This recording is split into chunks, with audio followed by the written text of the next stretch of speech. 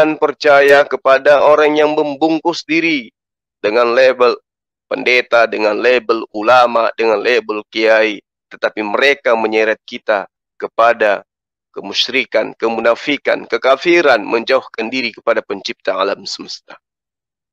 Non-Muslim, kita lihat, yang mencoba mendalami kitab sucinya, justru banyak di antara mereka yang akan memeluk ajaran agama Islam. Hanya Islamlah agama yang melakukan ibadah kepada Tuhannya dengan serius 5 kali sehari. Hanya Islamlah yang mempunyai teladan Nabi yang mulia mengerjakan cara hidup mulai dari bangun tidur hingga tidur kembali. Jadi para sahabat, bagaimanapun program Dajjal, bagaimanapun program mengkampanyekan pluralisme agama, insya Allah pasti Allah akan memuluskan kekuatan-kekuatan para pejuang agamanya sehingga orang-orang yang menginginkan ajaran Dajjal itu tetap dikampanyekan pasti menemui kegagalan. Kenapa? Sebab umat Muslim meniru Rasulullah Muhammad SAW yang berjuang tidak kenal lelah selama 23 tahun untuk menyebarluaskan kemuliaan Islam di atas muka bumi. Seperti saya kutip bagaimana kemudian Rasulullah Muhammad SAW itu berseru di awal-awal dakwanya kepada pamannya. Dia katakan begini, wahai paman, demi Allah, kalaupun matahari diletakkan di tangan kananku dan rembulan di tangan kiriku, agar aku meninggalkan perkara menyampaikan Islam dan risalah ini, sehingga Allah memenangkannya atau aku binasa, pastilah tidak akan meninggalkannya. Itu adalah ikrar Rasulullah Muhammad SAW. Sekiranya matahari diletakkan di tanganku dan rembulan di tangan kiriku, agar aku meninggalkan Islam, agar aku meninggalkan misi menyampaikan agama rahmatan lil alamin ini, maka Rasulullah SAW tentulah aku tidak akan meninggalkannya. Walau matahari diletakkan di tangan kananku, rembulan di tangan kiriku. Begitulah ikrar Rasulullah Muhammad SAW. Dan mari kita tiru hal tersebut. Janji Allah kepada Rasulnya itu benar. Hanya dalam waktu 13 tahun, Islam telah mendapat tempat yang luas di masyarakat Madinah. Dalam waktu kurang dari 100 tahun, Islam telah menyebar dengan cepat ke seluruh dunia. Dan dengan damai sampai ke bumi Nusantara yang indah yang kita cintai ini. Dan dengan damai pula insya Allah akan mewarnai kembali tanah air dan dunia ini kembali. Dan dengan damai pula insya Allah para kristolog yang hidup di zaman ini akan menyampaikan kebenaran Islam meski apapun tantangannya. Selamat tinggal kaum yang tidak punya kebanggaan terhadap Islam. Selamat tinggal kaum yang tidak bangga terhadap Rasulullah Muhammad SAW. Selamat tinggal orang-orang yang bahlul, yang tidak cinta terhadap Al-Quran, dan tidak cinta anak cucunya, dan tidak cinta akan penyesalan manusia di akhirat kelak. Sahabat-sahabat sekalian, kembali saya ingin mengatakan bahwa di tengah-tengah kita telah muncul fenomena di mana ulama su itu selalu muncul memberikan pemberitaan-pemberitaan kebohongan. Sedikit saya ingin mengulas bagaimana sejatinya ulama su, ulama yang bertolak belakang, ulama yang tidak berkesesuaian dengan ajaran Rasulullah Muhammad SAW. Ada yang diterangkan oleh Imam Ghazali mengutip sabda Rasulullah Muhammad SAW ketika Rasulullah Muhammad SAW itu berpesan kepada umat Islam, pada kita semua. Beliau mengatakan, ada yang paling aku khawatirkan dari kalian ketimbang Dajjal. Ada yang aku paling takutkan dari kalian ketimbang Dajjal. Beliau kemudian ditanya oleh para sahabat, apa itu wahai Rasulullah? Rasulullah kemudian menjawab, ulama zu. Nah, lalu kemudian para sahabat sekalian, diriwayatkan Ahmad juga menyebutkan aimma mudillin, para pemuka agama yang menyesatkan. Nah, di sini jelas ada ulama su, ada pemuka agama yang menyesatkan. Lalu kemudian di dalam sebuah hadis yang diriwayatkan oleh Tirmizi dan Abu Daud dengan sanad sahih, di situ diterangkan bahwa kata Dajjal itu sudah diajarkan oleh Rasulullah sebagai oknum yang akan menyesatkan manusia. Layaknya pemuka-pemuka agama yang menyesatkan manusia. Innama akhafu ala ummatil a'immatal mudillin. Sesungguhnya yang aku khawatirkan atas umatku bukan kelaparan, ya, bukan ketakutan, bukan penyakit, tetapi yang aku khawatirkan atas umatku, kata Rasulullah, adalah lahirnya, munculnya, adanya para imam atau pemuka agama yang menyesatkan. Hadis ini diriwayatkan oleh Abu Daud. Sahabat yang dimuliakan oleh Allah, yang dicintai oleh Allah, yang disayangi oleh Allah.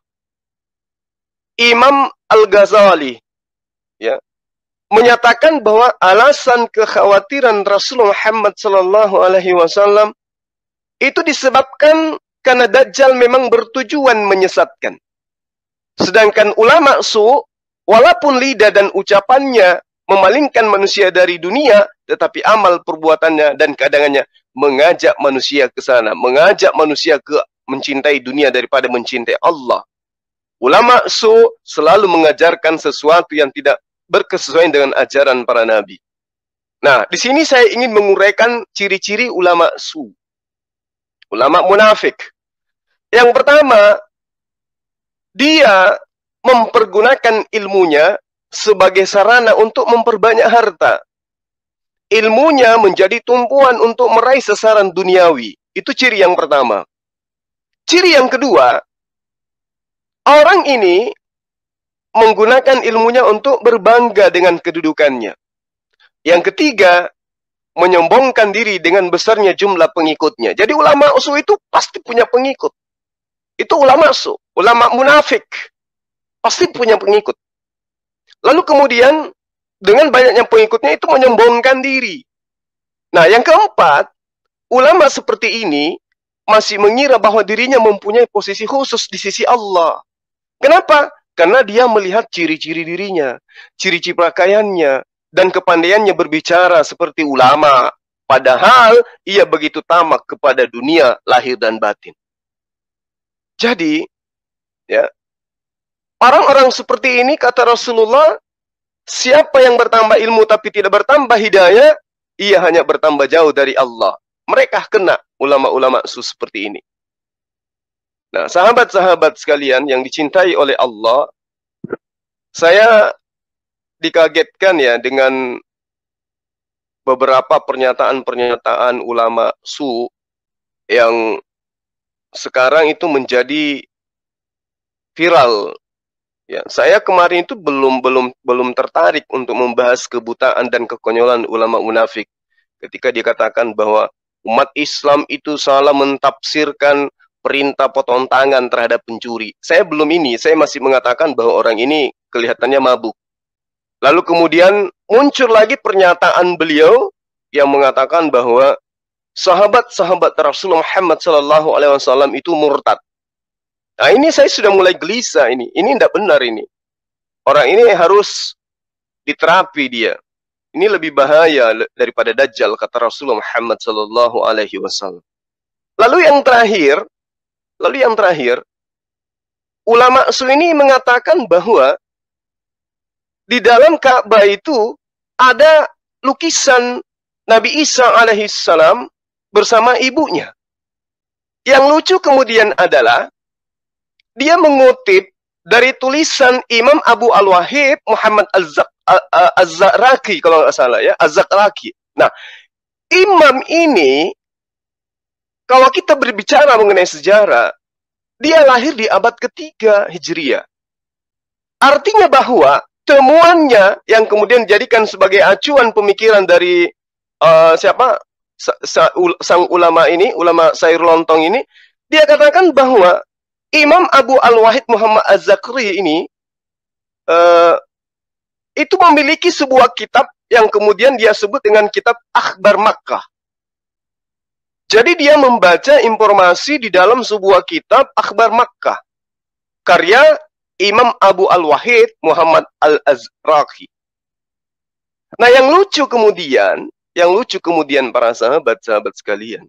Kalau kita melihat bahwa penulis atau pengarang kitab yang dibaca oleh ulama SU ini, itu diperkirakan dia hidup di tahun 840-an Masehi, ya. Artinya jika pemberitaan yang diterangkan tentang apa yang kemudian menjadi materi yang dijajakan oleh ulama SU ini, maka yang menulis lebih dahulu itu adalah Imam Bukhari. Coba kita lihat bagaimana Imam Bukhari yang hidup di abad kedua. Apakah beliau ada menuliskan berita seperti ini? Apakah di kitab Sahih Bukhari ataupun Muslim ada menceritakan hal seperti ini? Ataukah ada hadis sahih yang menerangkan cerita dan fitnahan murahan seperti ini? Tentu tidak ada. Ya, sesungguhnya dia semakin jauh dari Allah. Kalau kemudian ungkapan yang dinyatakan bahwa di dalam Ka'bah itu ada lukisan Nabi Isa alaihi salam, maka bukan hari ini gempar. Dari sejak Islam itu didirikan itu sudah ada pemberitaannya. Sudah ada pemberitaannya. Coba teman-teman sekalian, kalau yang biasa cari di YouTube ya, coba Anda lihat bagaimana kemudian kondisi atau situasi di dalam Ka'bah. Di situ santer kita lihat bagaimana kemudian Raja Salman sholat sunnah di dalam Ka'bah.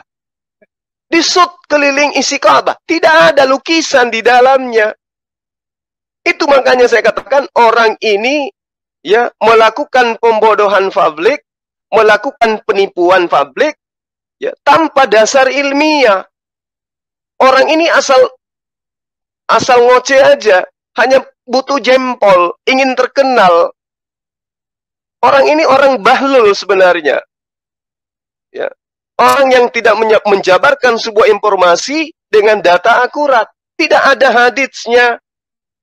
Tidak ada pernyataan dari Imam Bukhari, Imam Muslim yang menyatakan hal yang dia fitnahkan.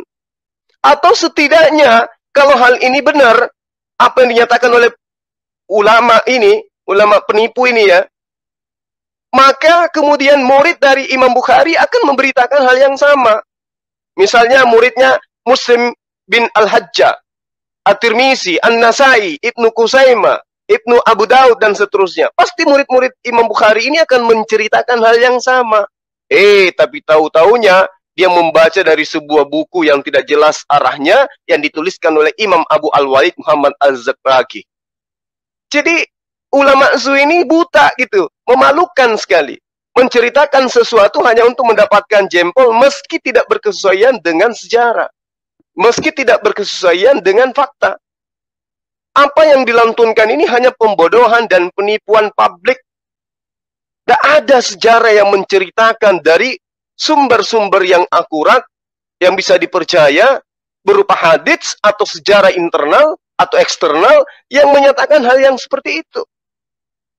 Kecuali dari sebuah buku yang dia baca yang sumbernya tidak jelas. Siapa itu yang disebutkan di dalamnya Imam Abu Al-Walid? Siapa dia? Orang nggak tahu. Padahal hidupnya itu boleh dibilang dari abad kedua sampai abad ketiga Hijriah. Artinya orang ini kalau menjadi sumber yang benar tentu bersentuhan dengan Imam Ghazali atau Imam Bukhari, atau paling tidak dia bersentuhan dengan orang tua daripada Imam Bukhari, atau paling tidak muridnya Imam Bukhari akan bersentuhan dengan beliau. Tapi faktanya tidak. Faktanya tidak. Artinya ini pembodohan publik, penipuan publik, penyesatan publik yang dilakukan oleh manusia ini.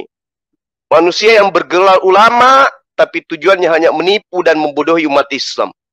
Inilah ulama yang menginginkan jempol, yang menginginkan dunia, menghalalkan segala macam cara demi untuk mendapatkan jempol dari musuh-musuh Allah.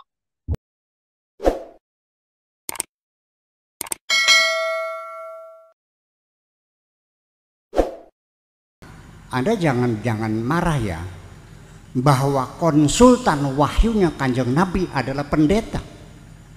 Mantap deh. Ini siraan aja. Nah, ini tidak ada yang bantah karena di kitab Khulasatul Nurul Yakinnya ada. Di mata pelajaran sejarah di madrasah-madrasah ada. Betul enggak? Tetapi Nabi Muhammad melarang menghapus gambar Siti Maryam sedang mengemban Nabi Isa. Di sejarah yang kamu baca di madrasah nggak ada, adanya di buku yang lain. Saya serta begitu dikiranya ngarang. Ngaco, masa kita ngarang? Masa saya ngarang sejarah Nabi? Saya bertanggung jawab, ada kitabnya, banyak puluhan kitabnya, kamu tidak baca. Ada 4 kitab yang saya kirim ke MUI, ke Sekjen MUI, yang isinya menceritakan Nabi melarang gambar Siti Maryam yang sedang mengemban Nabi Isa. Yang lain silakan dihapus, ini jangan. Saya kirim 4 saja, sebetulnya puluhan, banyak sekali. Berarti mereka kaget, dasar apa?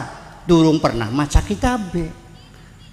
Padahal mah kitabnya itu ada di rumah mereka tuh. Fathul Bari, Syarah Imam Bukhari itu ada di belakang mereka ketika berceramah, ber-YouTube nih. Lemari kan isinya kitab-kitab ya. Itu ada. Iya. Tarikh Islam Ibnu Hisham ada. Ya, Akhbaru Makkah itu ada kitabnya. Fathul Bari ada. Si pribe. Masa kita ngarang? Bukan, bapak-bapak masuk akal ya saya ngarang sejarah. Kan ada referensinya. Bulan nega aja keburu-buru nuduh uang kok takona dingin. Marak dingin. Iya kan? Mana kitabnya kan gitu nih, kitabnya ada, masa saya ngarang. Oke. Kemudian Nabi Muhammad ingin menyelamatkan sahabatnya dari penindasan, intimidasi suku Quraisy kepada sahabat Kanjeng Nabi yang masuk Islam. Dihijrahkan kan? Dihijrahkan kan? Kemana hijrahnya? Ke negara Nasrani kan? Betul enggak? Dihormati enggak? Lalu di mana salahnya? Kamu kok benci banget sama Kristen? Dasarnya apa sih? Jangan diadu domba dong. Udah kita hormat, saya menghormati aja. Kita negara Pancasila, menghormati semua agama. Selesai. Khususnya banget sih. Itu yang saya tanyakan. Jadi itu hanya kembang-kembang. Yang intinya mah, jawab dulu. Apakah menjadi persyaratan untuk menjadi muslim yang baik kita harus membenci semua agama dan menjelek-jelekan agama yang lain? Apa itu syaratnya ada? Ya iya sudah, lakum dinukum ya wis aja sih. Betul? Ya iya kan begitu aja persoalannya. Apa sih sulitnya menghormati orang? Iya kan? Begini, saya ingin mengatakan Anda yakin dan memastikan masuk surga, mangga silakan. Anda yakin, Anda memastikan saya pasti masuk surga karena agama saya agama Islam. Silakan Anda yakin, tapi tolong jangan memastikan orang lain masuk neraka. Betul? Iya. Surga dan neraka itu hak prerogatif Allah Subhanahu wa ta'ala. Innaka tu'adzibu man tasya wa taghfiru man tasya. Wallahu yahtassu bi rahmatihi may yasha. Tu'til mulka liman tasya wa tanzil mulka mimman tasya. Itu hak prerogatif Allah. Jangan memaksakan Allah, jangan melarang Allah untuk mengampuni orang lain dong. Enak banget sih. Ini jangan diampuni, memangnya Gusti Allah ponakannya sira. Malah justru saya berharap semua mendapat ampunan Allah kok. Ya kan begitu. Termasuk orang-orang yang mengatakan saya kafir, saya itu musyrik, harus baca syahadat lagi. Saya tidak marah kok. Ya sudah, saya nggak marah. Saya tidak tersinggung. Saya maafkan. Ya Allah, ampunilah mereka. karena aku sudah memaafkannya, dan terakhir saya doakan mudah-mudahan Allah berikan hidayah kepada mereka. Setuju boleh? Ya sekarang baik. Nah itu. Kemudian yang lebih lanjut lagi. Jadi kalau Anda nggak yakin bahwa itu apa betul kitabnya ada, silakan datang ke pondok, nanti saya perlihatkan kitabnya ada. Iya dulu ngarang gua. Gelem busung. Masa ngarang? Masa saya ngarang sejarah Nabi, ngaco saya mah. Itu. Jadi dasarnya karena kurang baca Pak, kurang referensi. Ya udah kita maklumi lah. Nah kemudian fikih peradaban itu begini. Yang jadi persoalan adalah sekarang lagi berkembang lagi, saya lagi dibully, yaitu soal Islam belum sempurna. Ya, mereka marah, Islam sudah sempurna. Ini firman Allahnya, al-yawma akmaltu lakum wa atmamtu alaikum nikmati wa raditu lakum Islam. Jelas pasti Islam sempurna. Itu kurang ngajar Buya Sakut. Apa itu sakur? Itu disakur-sakur beku lagi. Ya, masa sudah sempurna? Bapak Ibu sekalian, saya mau bertanya, perbudakan dalam Islam boleh nggak? Jujur, boleh nggak? Boleh. Tidak ada ayat yang melarangnya. Jadi sudah sempurna. Biar kita pelihara perbudakan, kita melawan hak asasi manusia. Sempurna, oke, mangga silakan. Akan ditinggalkan umat Islam nih. Pada murtad gara-gara sirak ini makanan. Gara-gara kamu ini orang pada murtadnya. Masa Allah mengizinkan orang dijual, diserbu, diserang, dirampas dan dijual? Perbudakan. Arab Saudi tahun 1960 atas desakan dari Amerika. Amerika memaksa Saudi harus membebaskan perbudakan. Kalau tidak, Amerika tidak akan bantu Saudi di bidang ekonomi dan persenjataan, tidak akan dibantu kalau masih ada perbudakan. Keluarlah undang-undang larangan perbudakan, didemo oleh masyarakatnya. Wa man lam yahkum bima anzalallah fa ulaika humul kafirun. Wa man lam yahkum bima anzalallah fa ulaika humul fasiqun. Wa man lam yahkum bima anzalallah fa ulaika humudz zalimun. Zalim, fasik, kafir, raja kafir. Masa melarang sesuatu yang tidak dilarang Allah? Oh, jadi Islam sempurna. Jadi sudah selesai, berperbudakan boleh. Paham deh Pak? Ya itulah namanya fikih peradaban. Ya sudah, Islam dulu mengatur perbudakan tuh bukan melegalisir, bukan, tetapi hanya mengakomodir. Ngerti beli? Paham beli? Tidak, bukan membenarkan perbudakan, cuma hanya sekedar mengatur sementara. Nyong anak barangnya anak diatur, itu aja persoalannya. Di Indonesia tahun 1974 keluar undang-undang pernikahan, betul? Kompilasi hukum Islam perbudakan. Hak cerai dicabut oleh undang-undang, bahwa perceraian stop bukan ucapan suami, tapi harus diproses di pengadilan, betul? Di demo, bagaimana mencabut hak cerai suami pada pengadilan, nggak ada agamanya. Oh, jadi perempuan dibiarkan di mulut suami, asal pegat dan dipegat, dibuang di tengah jalan dengan anaknya. Perempuan manusia bukan? Perlu dibela nggak? Hak-haknya kita bela, nggak ada urusan. Ya kita tegas ini, nggak ada urusan. Ini adalah peradaban kita. Enak banget. Dengan kalau kita baca fikihnya, di kita fikihnya, ketika suami menceraikan istri dengan bergurau pun sah. Gila nggak coba? Mau diterusin gitu? Suaminya kawin lagi, istrinya nangis, pingsan, kecewa. Si suami tidak pernah merasa berdosa kok. tidak merasa berdosa. Istri yang nangis, yang pingsan melihat suaminya kawin lagi. Alasannya apa? Sunnah Rasul. Iya tablikin gitu. Tetapi larangan poligami pemerintah waktu itu ngalah. Oke. Serangannya berat sih, ngalah.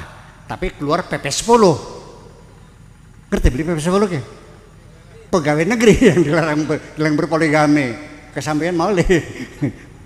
Tapi juga ada syaratnya, harus mendapat izin istri secara tertulis dan diproses di pengadilan, di demo. Dalam fikih Islam, anak perempuan yang masih perawan boleh dipaksa oleh wali mujbir. Kalau walinya bapak kandung boleh dipaksa dan nikahnya sah. Betul? Hukum Islam betul? Mau diterusin? Kita lawan demi hak asasi manusia. Perempuan juga manusia. Masa umur 5 tahun dikawinkan? Priben mana? Nah ini peradaban persoalannya. Jadi Islam sudah sempurna, jujur gitu mah. Ya itu, yuk kita sempurnakan. Ya kalau tidak, saya khawatir.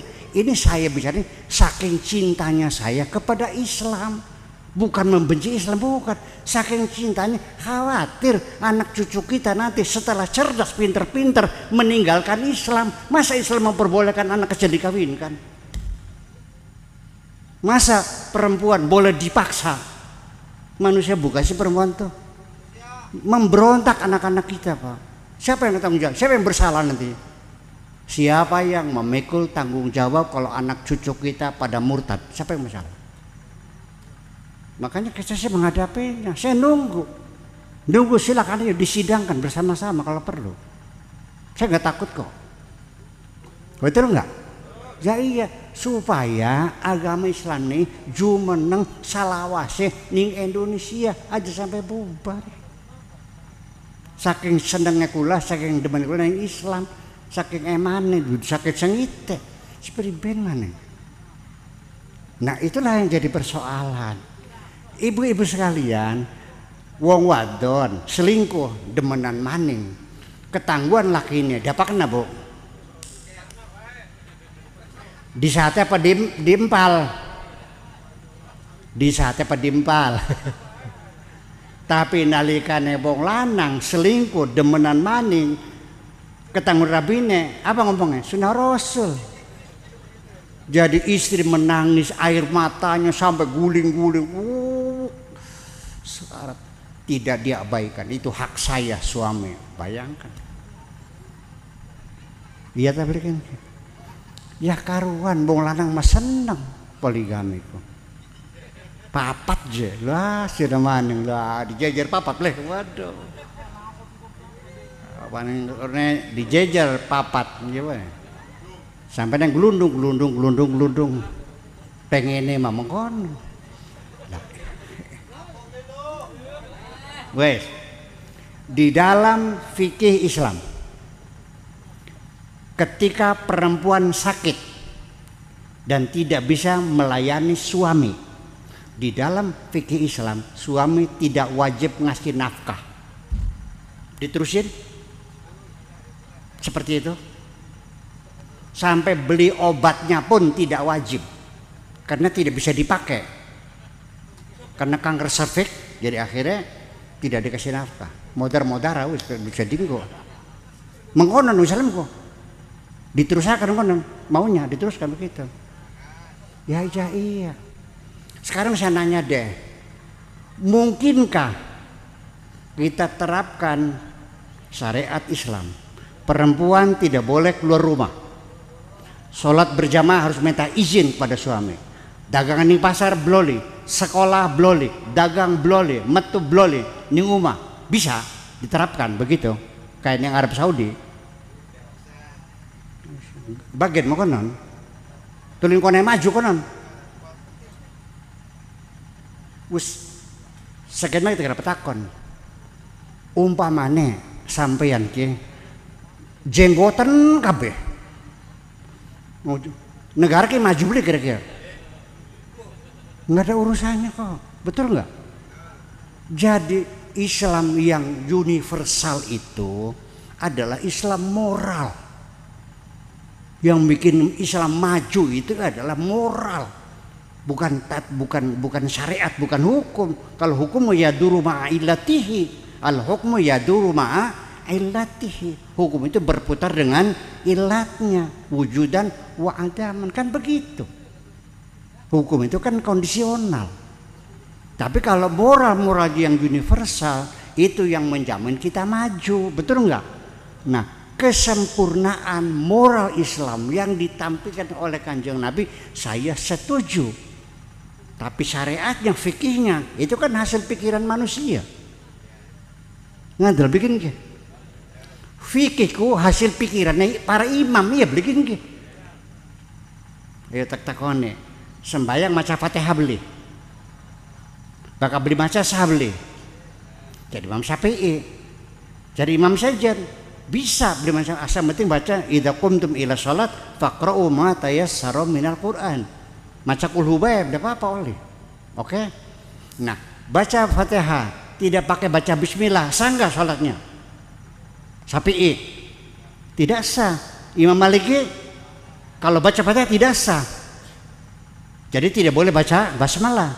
Sing bener nanti. Pada dadak leluru barangnya makan. Tidak ada petunjuk yang pasti. Nabi sholatnya seperti apa? Saja tukaran. Itu bid'ah. Nabi tidak pernah melakukannya. Sudah kapan ketemu nih? Kayak seperti tahu tuh. Nabi tidak pernah melakukan. Kayak seolah-olah dia pernah ketemu.